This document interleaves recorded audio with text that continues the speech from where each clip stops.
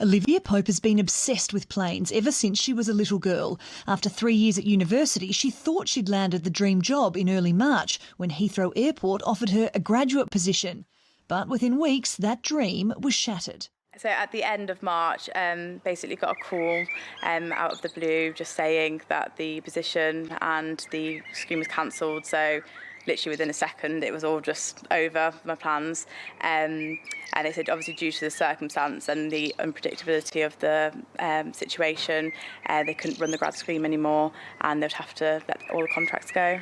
Olivia's back applying for more positions, but she's acutely aware there's now more competition than ever.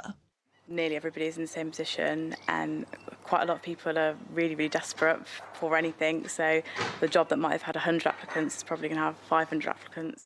Economically crippled by coronavirus, employers in the UK have cut entry-level jobs by 23%. The Institute of Student Employers says 32% fewer apprentices have been hired and internship placements have fallen by 40%. And the traditional fallback jobs for young people have also disappeared. The opportunity to ride out the recession working in a cafe or a restaurant has gone because, well, they're closed. And if they're not closed, they're operating on far fewer staff than they were before the pandemic. Graduates around the world are worried about the long-term impact the crisis will have on their careers. If they don't make a smooth transition from education to the workforce, they could end up trapped in a cycle of unemployment or low-paid jobs.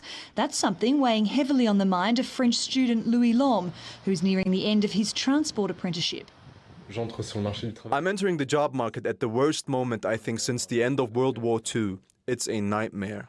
But industry analysts say there are things graduates can do to improve their long-term career prospects. I think it's really important that young people have a story to tell once this crisis is over. So can they volunteer?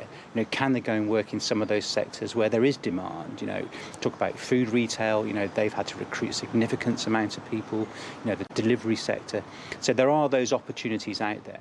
Finding work is an essential cog in the transition to adulthood. Without a job, it's difficult to forge an independent life. And with the global economy predicted to get worse before it gets better, governments are being urged to support graduates or run the risk of a whole generation failing to launch. Sarah Morris, TRT World.